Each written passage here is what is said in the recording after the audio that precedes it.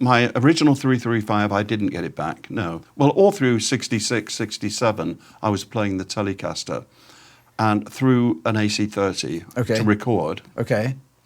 And on stage, went from an AC30 to a 50-watt Marshall.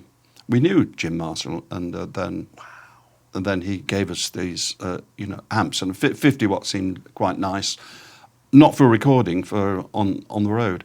And then I hired, but in early '68, I hired a 335 from Selmer's, and it was so beautiful that I just didn't want to give it back.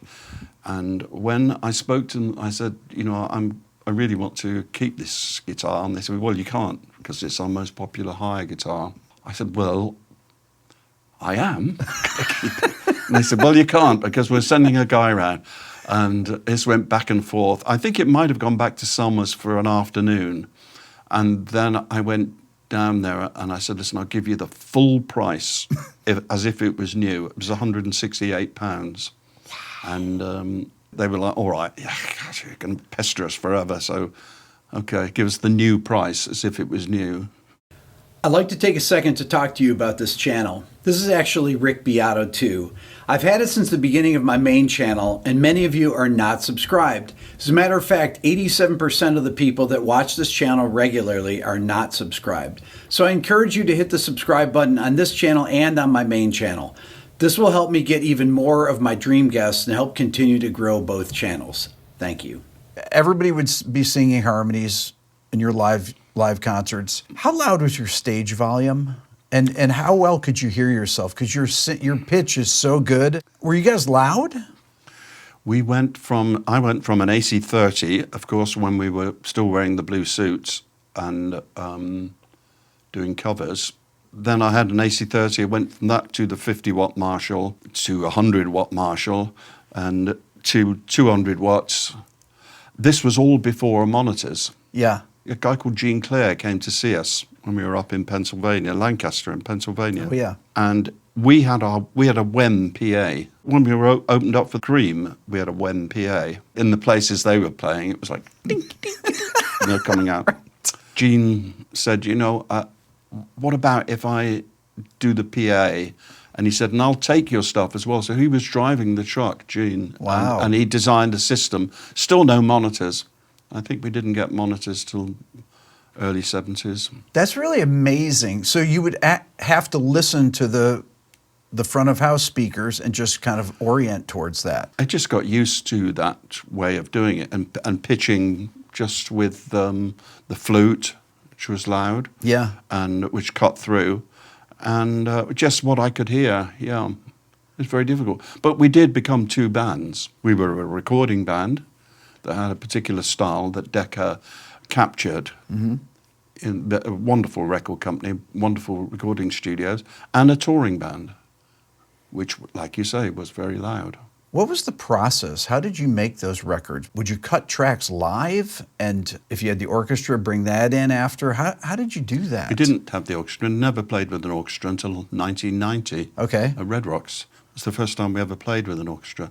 Days of Future Past, the orchestra was on a separate session. Okay. So on our songs, what sounds like an orchestra is the mellotron. Explain what that is for people that don't know the mellotron. Okay. The mellotron is a double manual instrument that when you press a key down, it has a tape of 8 seconds. Mike learnt how to roll his hands over the keyboards because after 8 seconds of pressing that key down, the sound was going to stop and the tape returned to the bottom, ready to come back up again. It was a machine built really for like Spike Jones, if anybody remembers Spike Jones, as sound effects. So it was like trains going through tunnels and cockerels in the morning.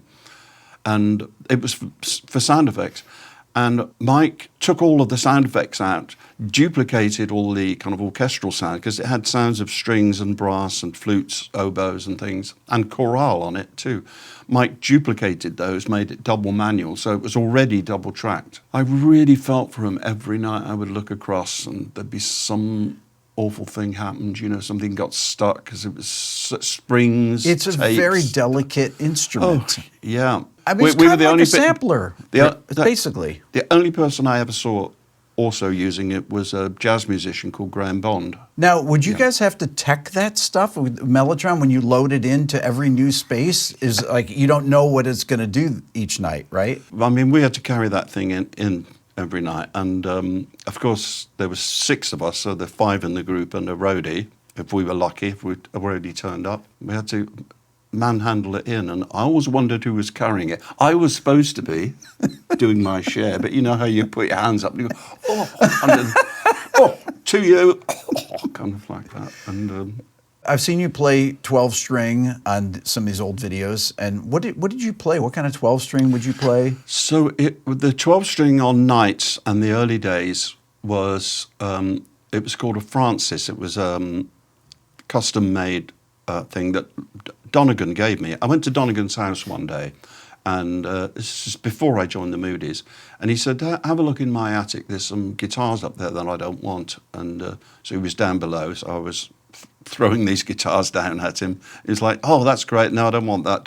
And then the Francis came down, he said, I don't want that, you can have that. So I took it, and that's what I played for nights and the first couple of records. Then one day, his guitar player came round to where I was staying, and my girlfriend was in, and he said, Lonnie wants to borrow that guitar that Justin's been using.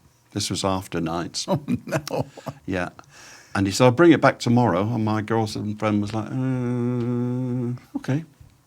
And I never saw it again. Oh, my gosh. For 50 years. Did you get it back then? I had to buy it back from his widow. Wow. I have it now, yeah. Wow. What did you get after that? Then I went up Charing Cross Road and I got a Gibson 12-string in '68. Yamaha had just come out with some really nice acoustic guitars. Yeah, they had good ones back then. Yeah, they did, yeah. And Mike and I both bought one, and that's the guitar on Never Comes the Day and those kind of things.